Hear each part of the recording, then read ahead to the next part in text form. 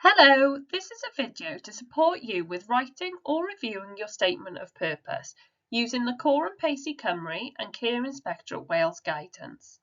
Your statement of purpose is a legal document which Care Inspectorate Wales require as part of the registration process. It is also how you will share key information with potential parents. You will be questioned on this document at your home visit and be expected to know the information you've provided in your statement of purpose. As a childminder, you will need to be working in line with the childminding and daycare regulations and the national minimum standards for regulated childcare. It is Care Inspectorate Wales's role to regulate, inspect and review childcare services.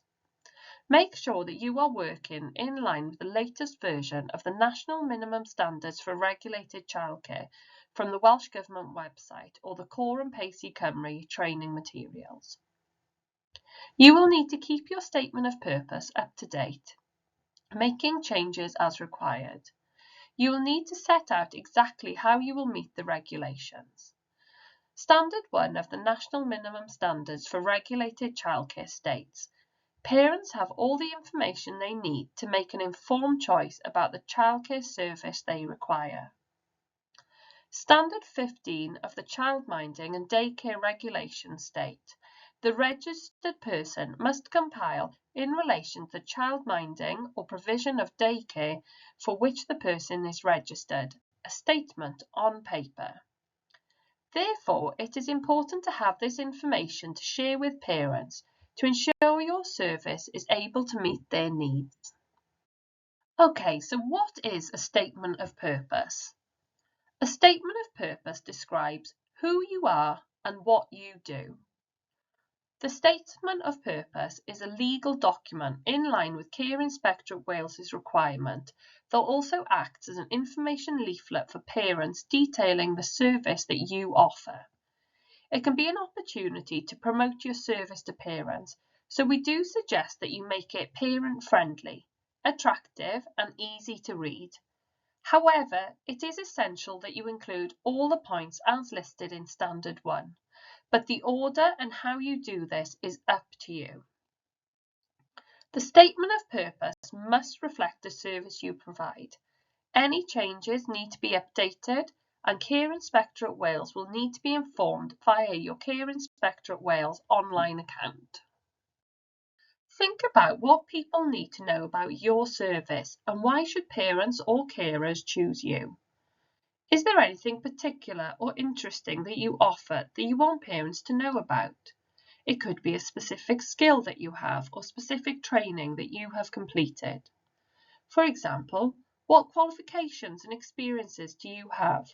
What hours of service will be offered? Are you offering unsocial hours?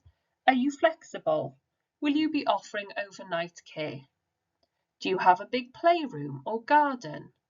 Will you be growing your own vegetables? Are you next to a school or a park or woods? Make sure that it is parent-friendly, clear and concise information, that you make it your own.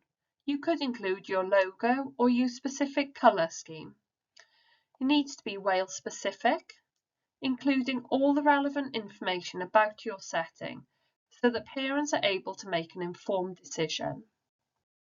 Care Inspectorate Wales and Core and Pacey Cymru have guidance available to support you with writing your statement of purpose. Care Inspectorate Wales do offer a template to follow on their website. However, you don't have to follow this if you prefer to make it more parent-friendly to promote your service. Here is some of the information you will need to include in your statement of purpose. Information about the provider. Care Inspectorate Wales recommend as a minimum that you include your name, location, which could be the town or village, and contact telephone number if you do not want to give your whole address. You may also wish to include your email address and any other social media linked to your business. Next is the composition of your own family and whether the registered person, so yourself as the childminder, is a foster carer. We suggest you don't give the ages of your own children as these will soon be out of date. Instead, you may write the year they were born or a rough indication. For example, in comprehensive school, left home or preschool age. Do you have any pets or other animals on the premises? If you have any pets or other animals on the premises, you should record the details. For example, what type of animal, that their vaccinations are kept up to date, where will they be kept, how will you ensure the children are kept safe from any pets, animals whilst in your care.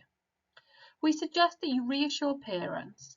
For example, friendly dog, supervise contact at all times, and include that you will have permission forms and procedures in place for contact with pets. What are the aims and objectives of the service? We suggest you introduce yourself and include that you are a registered childminder working from your own home. You should state what the aims and objectives of your service are and how you intend to achieve them. For example, supporting children to achieve the best possible outcomes through care, learning and play. Supporting children to feel valued, safe, healthy and confident. Ensuring the quality of care you offer is continuously improving and that children and parents and carers' voices are heard. What are your unique selling points? Think about your unique selling points. Do you speak another language? Do you have specialist training? For example, dyslexia, tube feeding, storytelling, craft, gardening, outdoor activities, cooking or baking. Think about anything else about you, your experience, skills and talents, your home or the service you plan to offer that would be a selling point to parents. You can even add photos if you wish. Think about the numbers, age and sex of the children. Include the maximum number of children you wish to care for at any one time. Consider your own children in your ratios. Include the ages and sex of the children that you will care for. What about the range of needs? State that your service promotes equality and diversity. Describe how you will ensure all children and their families are treated with respect. Discuss how you may be able to care for children with additional needs. Include if you have any experience or any particular barriers. So, for example, if you had a split-level home with lots of steps.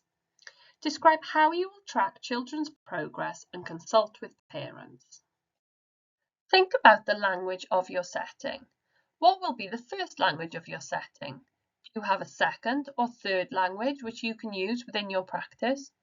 For example, if you have the skills, include that your service is offered in English, but that you will include basic Welsh. The active offer. State if you are providing the active offer. This is a framework for promoting Welsh and offering your service bilingually. You will need to think about your opening hours. Consider family commitments. You may need to include the word flexible. You may wish to offer late evenings, weekend or holiday care. Will you be employing any staff? In this section, the information should be about any childminding assistance if you are employing staff. Refer to Annex A, Guidance for Childminding Assistance. If applicable, you should include details about any childminding assistants, including their duties and responsibilities. Confirm if you intend to provide a placement for any apprenticeships, students or volunteers. Confirm that your staff are suitably qualified and experienced to care for children up to the age of 12 years. Include information about the adult-to-child ratios relevant to your service. What facilities do you have? You should include the details of how you use your rooms, home and garden. You should also include toilet and washing facilities where the children will eat, sleep and play. What services will you offer? Include information on the services on offer. For example, will you be offering full day care, wraparound, before and after school, holidays?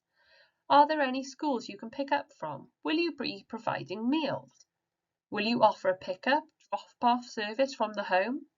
Will you be working unsocial hours? Are you able to take the children to clubs or activities? Think now about the activities that you may provide. What will you do? Will you be going out to the community? Will you have outdoor activities? Think about what will be offered in your home and out and about. What is in your local area? Are there any parent and toddler groups and places that you can go to visit? Include activities for older children also. Include how this supports children's development. Will you be working to the principles of the curriculum for Wales? If appropriate, mention IT use and whether you have a policy and procedure to support this. What will your daily routine look like? Will you have a set rest time? What will your routine for snacks and food? Think about how you will ensure each child's needs are met. So, for example, sleep, rest, meals and snacks, toileting. Think about the care as a whole and provide the description of your service that includes all the elements of activities, services and routines offered. Think about your terms and conditions. In this section, you need to write a summary of your terms and conditions. This could include your fees, holiday arrangements, sickness and illness arrangements, admissions and settling in, and a brief description about the contract between you and the parents or carers. Explain that you have a range of policies, procedures and permission forms that are important for parents or carers to read and understand. Add how you will share these with the parents or carers. For example, will you provide copies or send through email? Next is your admissions policy.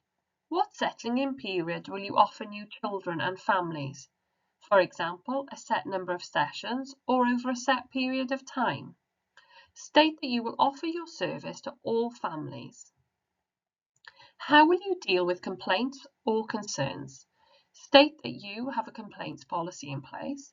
However, you encourage parents, carers and children to discuss any concerns with you and that you will seek to resolve these as soon as possible.